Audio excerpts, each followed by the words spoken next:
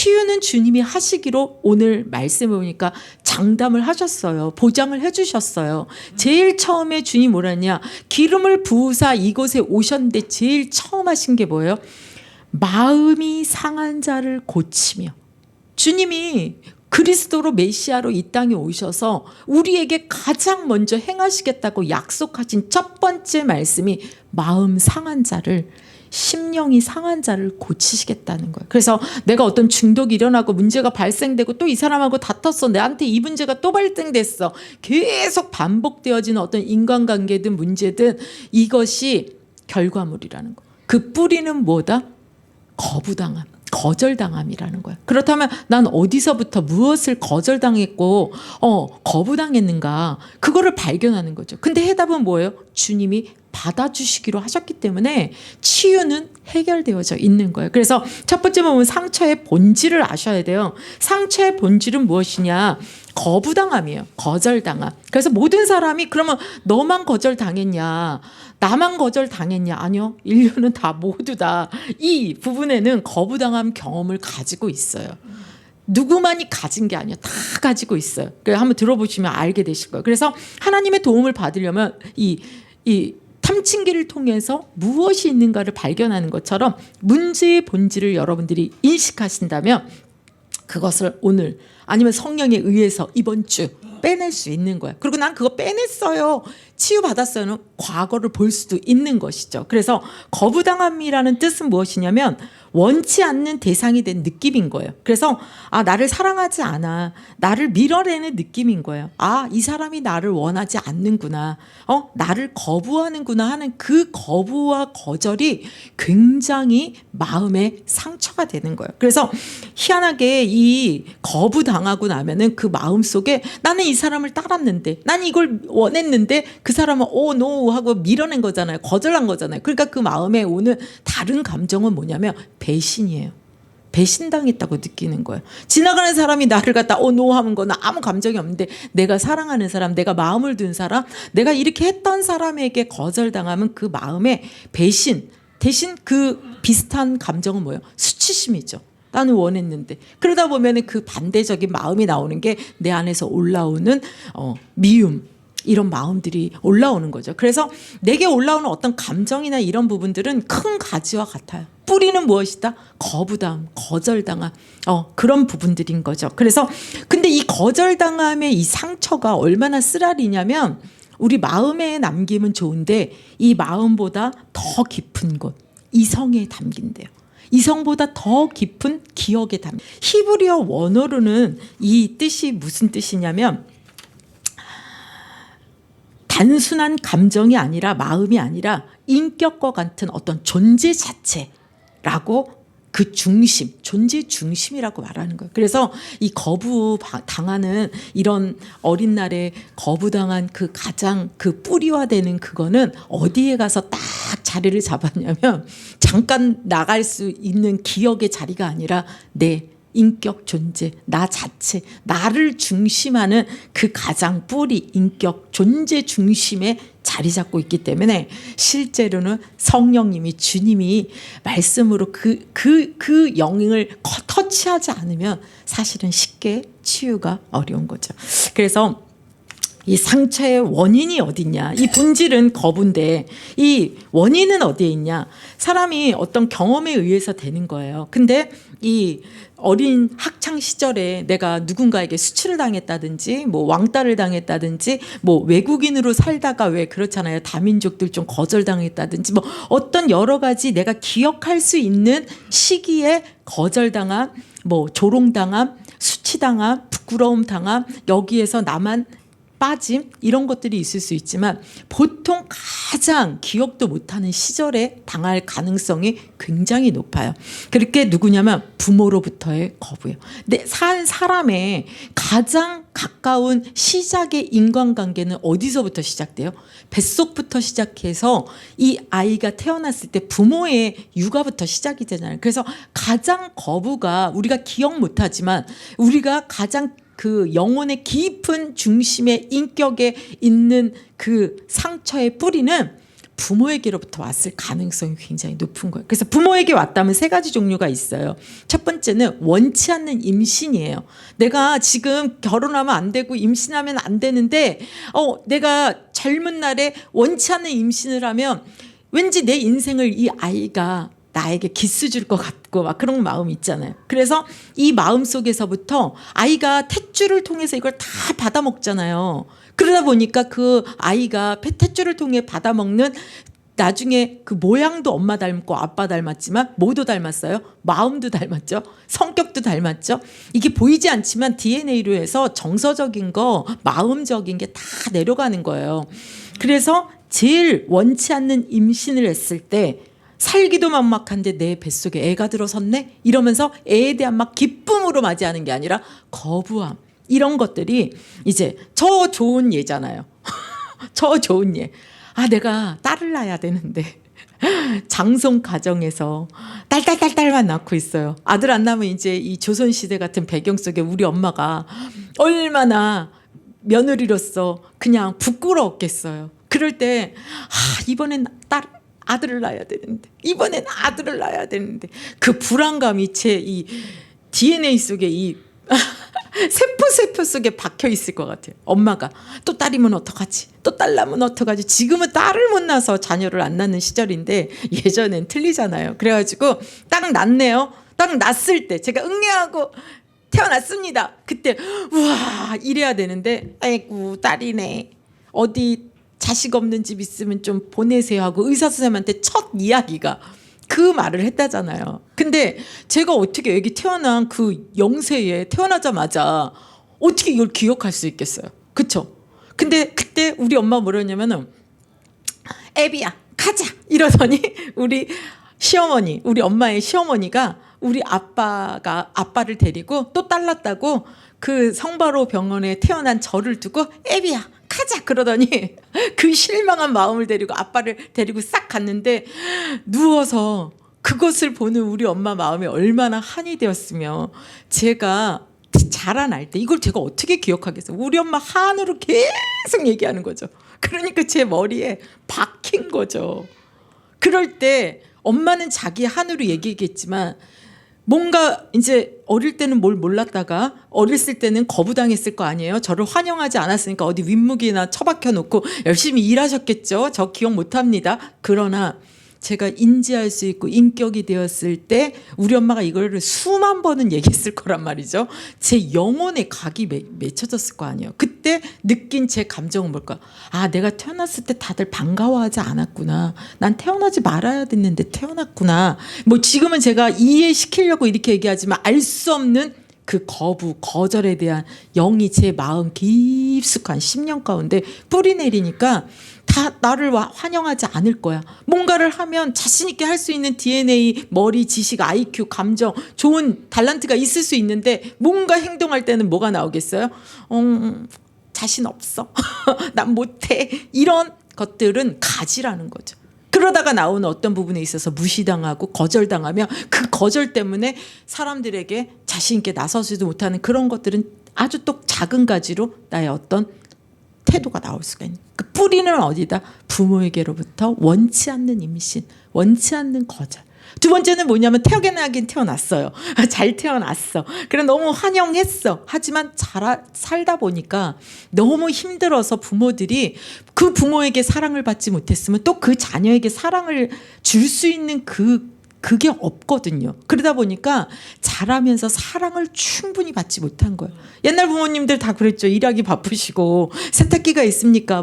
뭐가 냉장고가 있습니까? 뭐든지 삼시세끼 다 해먹고 그 종년들처럼 엄청 엄마들이 열심히 일했잖아요. 자녀는 많고. 그러니까 자녀에게 정말 사랑으로 이것들을 베풀지 못했기 때문에 그 사랑의 터치를 받지 못한 자들이 엄마 나 이거 필요해 저거 바빠 하면서 만약에 거절을 했다면 그게 쌓이고 쌓인 우리 안에 거절, 거부의 상처들이 나름대로 남아있는 거죠. 길게는 다들 다뤄드리지 못해요. 또 한 가지는 뭐냐면 이혼했을 때 혹시라도 내가 너무 사랑하는 엄마, 아빠. 우리가 보면은 아우 이것도 아빠냐 이것도 엄마냐 할 정도로 왜 애들이 너무 왜 금쪽이 같은 거 보면 불쌍하잖아요. 근데 그때 애들의 다 특징이 뭐예요? 금쪽이 보면 어려서 그래도 엄마 그래도 아빠예요. 우리가 볼 때 저게 엄마냐 진짜 저게 아빠냐 막 이럴 정도로 판단할 수 있는 위치인데 애기들은 어때요? 오로지 엄마 아빠. 근데 그 엄마 아빠가 이혼을 했을 때라든지 아니면 서로 여러 가지가 됐을 때 부부의 문제지만 아이들 입장에서 볼 때는 그게 엄마에게 거절, 혹시 내가 엄마를 따라갔다면 아빠에게 거절로 이 아이들의 영혼에는 상처로 자리 잡을 수가 있는 거예요. 그러다 보면 엄마가 너무 막중한 이 육아나 여러 가지를 맡게 되잖아요. 그럴 때 또 뭐예요? 바쁘다 보니까 아이들에게 이중고가 되는 거예요. 바쁘고 여러 가지 정신이 없고 하니까 더 그 아이를 돌보지 못하는 그런 부분들, 그런 것들이 다 뿌리와 같은 거절, 거부로 들어가게 되는 거죠. 또 마지막으로는 그런 것들도 없었어. 근데 또 뭐가 있냐면 부모님의 편애. 자식이 많다 보니까 그중에 뛰어난 자녀가 있을 수 있잖아요. 부모는 무심코 하는 특별한 이 아이를 편애하는 거, 이 아이를 더 존중하는 거, 이 아이 위주로 하는 거, 이 아이를 더 사랑하는 거. 부모는 무심코 하는 말인데 아이들의 입장에서 받아들일 때는 그건 편애인 거예요. 그거는 그 아이의 마음속에 무엇이 들어가냐면 열등감이 들어가는 거예요. 비교의식 때문에. 그런 부분들이 이 아이에게 시작되는, 그 관심이 적어지는, 특별한 아이들이 있으면 거기에만 집중하잖아요. 나머지 애들은 그냥 뭐 착하고 잘하면 그냥 하잖아요. 그 아이들은 무시당했다, 거절당했다, 이런 것들이 그 아이 안에 쌓이는 그게 그 아이의 인격이 되어서 이제 큰 가지와 작은 가지처럼 문제들이 발생될 수 있다는 거죠. 왜 그러냐면 어린 가지는, 어린 아이의 그 영은 너무나도 작아서 그 여려서 거부당하는, 그게 별거, 우리 지금으로 보면 별거 아닌 거지만 그 아이에게는 그게 큰 상처가 되기 때문에 영적인 충격, 그 심령의 그 문제가 오게 되어지는 거죠. 그러나 오늘 말씀 속에서는 이 부분까지도 주님은 해결책을 제시하고 있는 것입니다. 그래서 우리가 상처의 그 본질, 원인, 그 형태 때문에 나타나는 어떤 이런 배신감이나 치욕이나 좌절감이나 이런 것들이 있다라는 것입니다. 그래서 오늘은 그래서 어디를 좀 더 다뤄보려고 하냐면 하나님의 해결책이에요. 거부함의 반대말이 뭘까요? 나 너 싫어, 너 이렇게 거절함의 반대는 뭐냐면 호의적으로 받아들임인 거예요. 호소아. 이런 호의, 받아들임인 거예요. 그래서 우리가 영혼 속에, 심령 속에 이렇게 상처가 될 정도의 거부에 대한 마음이 예수님이 오셔서 뭐 하시는 거냐면은 우리를 호의적으로 받아주심으로 인해서 우리에게 그 대가로 치료해 주시는 건데, 오늘 이사야 61장에도 읽었지만 뭐라고 말씀하고 있어요? 마음이 상한 자를 고치겠다. 예수님이 이 땅에 오셔서 마태복음 9장 36절에 보면 어떤 말씀하고 있어요? 그분께서 우리를 보시고, 하나님이신 예수님이 이 땅에 육신을 입고 와서 온 인류를 보니까 그들의 불쌍한 모습이 보이시는 거예요. 연민을 가지시는 거예요. 그래서 그분이 뭐 하냐면 다 불쌍히 여기시고 내가 너무너무 불쌍한 이 영혼들을 치유하시겠다라는 마음을 먹으신 거죠. 그게 우리에게 치유의 시작이 되는 것입니다. 그래서 하나님은 예수님을 통하여서 우리의 상한 심령들을 고치시겠다, 우리를 불쌍히 여시고 이 연민을 가지고 계시기 때문에 목자 없는 양처럼 흩어졌지만 그 목자의 선함, 목자가 되어주시겠다는 것이 우리에게 정말 희망적이고 해결책의 말씀이 되는 것입니다. 이사야 61장의 말씀에, 그래서 오늘 저는 우리 성도님들과 이런 말씀을 여러분들이 처음 듣는 것은 아니에요. 그리고 저도 성령님이 많이 치유를 해주셨어요. 그러나 작은 가지 큰 가지 같이 늘 올라오는 문제점이 있습니다. 그러나 이번에 다시 이 치유 메시지를 하면서 제가 각오한 것은 무엇이냐, 이전 것은 지나갔잖아요. 어쨌든 과거로 돌아갈 수는 없는 거잖아요. 근데 주님이 오셔서 우리에게 제시해준 해답과 해결책이 있잖아요. 난 이걸 붙들고 새로운 시작이 되어야 되겠다. 이게 저한테 결심이고 여러분들과 함께 치유받고 그 치유를 통해 더 나아가는 우리가 되어야 되겠다는 것이 제가 오늘 이 설교를 하게 되는 목적과 이유입니다.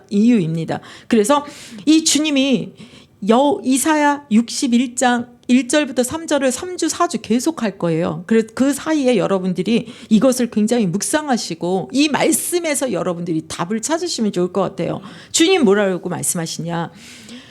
주 여호와의 영이 내리신 거예요. 누구에게? 메시아 그리스도에게 내리셨고, 이는 여호와께서 예수에게 기름을 부으셨어요. 이거는 무엇이냐? 정말로 성령의 임재 기름 부으신 왕제단 선지자에게만 주시는 특별한 하나님의 그 치유의 역사잖아요. 기름 부음이시잖아요. 그분은 하나님의 권위와 영권, 그 안에는 모든 지식과 지혜와 보아 다 감춰진 하나님의 7영이 예수님께 부어졌기 때문에 그걸 가지고 우리에게 오신 이유는 무엇이냐? 가난한 자에게. 가난한 자는 돈이 없는 자를 말하는 게 아니에요. 여기서 말하는 이 가난한 거는 우리는 이사야의 말씀을 들어보면 이스라엘 민족의 이 배경을 몰라서 그런데 이 가난한 자, 영원히 가난한 자, 하나님 만나지 못해서 늘 오늘 일부 메시지처럼 목마른 자, 정말 주님 구하는 자, 이런 심령이 가난하고 영적으로 궁핍한 주님을 기다리고 있는 자에게 아름다운 소식이라는 거예요. 하나님, 우리 한글 성경으로는 아름다운 소식이라고 복음을 이렇게 번역하고 있지만 이거는 무엇이냐? 복음, 회복에 선포되는 희년에 일어날 축복을 말하고 있는 거거든요. 결국은 그것은 복음입니다. 복음. 좋은 소식. 우리에게 좋은 소식이 뭐예요? 종된 자에게 종이 해방되는 거. 내가 토지를 잃어버렸어요. 토지가 다시 회복되는 거. 내가 뭘 갖고 있었는데 잃어버렸어요. 다시 그것이 돌아오는 거. 이거를 이스라엘에는 희년이라는 하나님의 법제도를 통해서 다 회복하고 원래대로 돌이키는 그게 시스템이 있었거든요. 그것을 선포하는 것이다라는 뜻인 거예요. 그래서 내가 원래는 하나님의 자녀로 모든 축복과 권세를 가지고 있었는데 내가 영혼의 상처와 여러 가지 주님 못 만나서 다 잃어버린 종처럼 이렇게 다 상처당했는데 이 희년이 선포될 때 원래대로 회복되는 것처럼 예수 그리스도를 통해서 우리가 다 원래의 회복으로 돌이킨다라는 뜻을 함유하고 있는 것입니다. 그래서 두 번째 보면은 예수님의 치유 방식이 있어요. 치유 방식은 무엇이냐? 마태복음 27장 46절에 주님이 이렇게 말씀하시고 있는 거죠. 제9시쯤에 예수께서 크게 소리질러 이르시되 엘리 엘리 라마 사박다니 하시니 이는 곧 나의 하나님 나의 하나님 어찌하여 나를 버리셨나이까 하는 뜻인 거예요. 하나님 똑같이 해주신 거. 우리가 버림받았기 때문에, 우리가 거절당했기 때문에 하나님은 자기가 하나님께로부터 거절당하고 외면당하고 버림받는 우리랑 똑같이 그걸 경험하심으로 말미암아 무엇을 하는 거냐? 대가를 치르시고 우리가 주님께 다시 받아들여지는 자, 호의되어지는 자가 되게 하시는 일을 이루신 거죠. 우리의 거절당함의 거역의 상처를 치유하시기 위해 예수님은 친히 하나님으로부터 철저히 외면받으시고 거절당하시고 십자가에서 죽으심으로 뭐예요? 팽당하셨다고 하죠. 버림당하시는 거예요. 그래서 가장 예수님의 슬픔은 뭐냐? 아버지요, 제가 이 잔을 피할 수 있겠나이까 할 때 주님 하나님 어떻게 하고 계셨을까요? 모르는 척 외면하셨죠. 그게 한 번도 하나님과 떨어져 본 적도 없고 외면당한 적도 없는 하나님과 동행하며 있던 성부 성자 성령의 그것이 이 십자가상에서 완전히 절단되어지는 그 체험을 통하여 반대로 우리에게는 받아들여지는, 내가 외면당했기 때문에 죗값을 내가 치름으로 말미암아 우리의 죗가는 없어지는 그런 받아들여짐의 치유 방식을 주님은 해결하신 것입니다. 그렇다면 우리가 뒤돌아볼 때 우리의 어떤 상처도 성령 안에서 정말 찾아내야 되겠죠. 그 탐침기로. 그러나 그 모든 것들을 빼내고 나면 우리는 완전하게 이전처럼 회복되어 더 큰 주님의 형상 닮은 반사체들로 되어질 수 있다는 희망의 메시지입니다. 세 번째로 보면 십자가에서 막교환이 이루어진 거예요. 그래서 주님은 교환한 거예요. 없애주신 게 아니라 그것을 다 가져가신 거예요. 그래서 이사야 53장 4절 5절의 말씀에 보면은 그는 멸시를 받아 사람에게 버림을 받았으며 간고를 많이 겪었으며 질고를 아는 자라. 마치 사람들이 그에게 얼굴을 가리는 것 같이 멸시를 당하였고 우리도 그를 귀히 여기지 아니하였도다. 4절에 그는 실로 우리의 질고를 지고 우리의 슬픔을 당하였거늘 우리는 생각하기를 그는 징벌을 받아 하나님께 맞으며 고난을 당한다 하였노라. 그가 찔림은 우리의 허물 때문이요 그가 상함은 우리의 죄악 때문이라. 그가 징계를 받음으로 우리는 평화를 누리고 그가 채찍에 맞음으로 우리는 나음을 받았도다. 이렇게 말하고 있는 거죠. 오히려 주님이 멸시받으시고 간고받으시고 질고받으시고 사람들에게 하대받으시고 우리가 받던 거잖아요. 우리가 거부의 영으로 인해서 거부받아서 그렇게 살아왔잖아요. 근데 주님이 그걸 그냥 다 가져가신 거죠. 그러면서 그 맞교환을 이루실 때 그가 찔림으로 그가 질고를 당함으로 그가 슬픔으로 그가 징벌당함으로 그가 매맞음으로 우리의 허물이 없어지고 가져가시고 그가 상함으로 우리 죄악을 가져가시고 그가 징계 이런 것처럼 갚아주는 맞교환이 이루어지는 것이 십자가 예수님의 죽으심의 그 보혈의 값으로 다 이루어졌기 때문에 그것을 우리가 기억하는 것, 그것을 우리가 확신하는 것, 붙잡는 것이 중요한 것입니다. 그래서 나의 거부, 거절, 배신, 버림당함 대신에 하나님께 받아들여지는 교환이 이루어져서 우리 하나님께 호의적으로 받아들여진 자가 된 거예요. 그게 사실은 치유입니다. 저 사람이 나를 거절했는데 받아줄 때 내가 회복되잖아요. 더 크신 하나님이 우리를 받아주신 거예요. 우리의 저주를 대신 복으로 바꿔주셨고 우리의 죄를 의로 바꿔주셨고 우리의 가난을 부요함으로 바꿔주셨고 우리의 죽음을 영원한 생명, 영생으로 바꿔주셨고 우리의 죽음을 생명으로 바꿔주실 뿐만 아니라 이 징계로 우리가 평화와 주님의 채찍으로 우리가 이 상한 심령도 어떤 육신의 치유도 다 영의 치유까지도 이루어지도록 해주신 거죠. 그래서 세 번째 보면은 예수님은 상한 심령을 완전히 회복하신 거예요. 그거 하러 그리스도의 일을 하러 오신 것이죠. 그래서 61장 2절에 아까 제가 읽었는데요. 은혜의 해, 이 은혜의 해가 그 희년이에요. 레위기 25장에 나온 모든 걸 다 회복하는 희년, 50년 만에 한 번씩 오는 그 희년이 영적으로 너희들의 모든 죄와 사망의 법에서 완전히 해방받는 정말 사탄의 일이 멸하여지는 진정한 희년이 왔다고. 그래서 하나님, 우리 하나님의 보복의 날, 심판을 선포하며 그럴 때 갇혔던 자, 눌렸던 자, 포로되었던 자, 슬픔 받은 자가 다 뭐 할 것이다? 회복되고 위로받을 것이라고 이사야 61장 2절에 말씀하고 있는 것입니다. 그래서 61장 2절에 보면은 여러 가지 그런 하나님의 공의로움. 그래서 3절에 어떻게 되냐? 슬퍼하던 자가 그 슬픔과 이 상징이 옛날에는 잿더미였거든요. 슬픔과 어려우면 잿더미를 막 몸에 뒤집어 쓰고 죽음을 말하는 거잖아요. 죄라는 거는 그걸 막 뒤집어 쓰고 회개하고 했던 것들이 있어서 이 죄를 대신하여 뭐를 주냐? 화관을 준대. 우리 안에 있는 이렇게 상처의 거부의 영 속에 왔던 모든 배신, 여러 가지 좌절감, 그것 때문에 온 우리의 그 빈 마음을 채우려고 했던 중독들, 여러 가지 문제들, 인간관계의 파괴들, 이런 모든 것들의 뿌리가 되는 그게 예수님으로 맞교환이 이루어진 십자가의 그 은혜로 받아들여짐이 여러분 안에 성령으로 딱 자리 잡고 그 어둠의 영들이 떠나가기 시작을 하면 어떻게 되느냐? 채워져요. 그 속에서 우리의 늘 잿더미 같은 그것이 화관으로 바뀐다는 거예요. 화관의 의미가 뭡니까? 기쁨이죠. 여러 가지 즐거운 일이 있는 그런 거에 기쁨의 상징이고, 화관을 한다는 거는 아무나 씌워주지 않잖아요. 뭘 결혼식에 화관을 쓰든 뭐 왕비가 될 때 관을 쓰든 그거는 존귀함의 상징이 되어지는 거죠. 그래서 기쁨의 기름으로 슬픔을 대신하며 그 슬퍼하는 절망의 상태에 주님이 기름 부어 주심으로 말미암아 그 우리 인생이 축제로 변하는, 기쁨으로 변하는 것을 주님 말씀해 주고 있는 거예요. 그래서 늘 근심, 한탄, 왜 한숨 있잖아. 아휴 이러면서 아유 어쩌나, 아이고 이러는 모든 근심의 그 한탄의 노래와 같은 그 숨소리가 무엇으로 바뀌냐?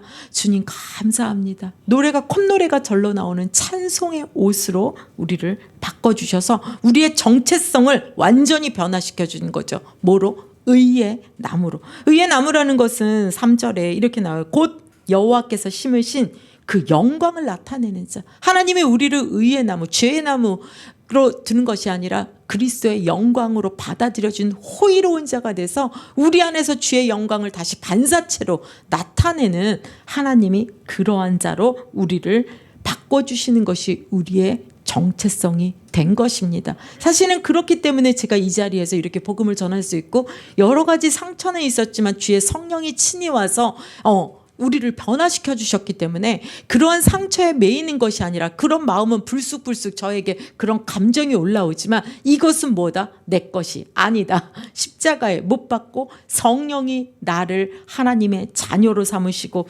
우주의 하나님의 가족으로 만들어 주셔서 정말 하나님의 이 모든 기업이 되게 해주시고 존귀케 한 자의 정체성을 가지고 뭐 하는 거예요? 주님 바라보면서 또 담대히 내 인생을 살아가는 거죠. 그래서 우리가 우리 안에 거부, 거절, 어떤 그걸 통해서 온 상처 때문에 배반, 배신, 치욕 이런 그것 때문에 일어난 우리의 중독, 좌절, 문제점 너무 많을 수 있어요.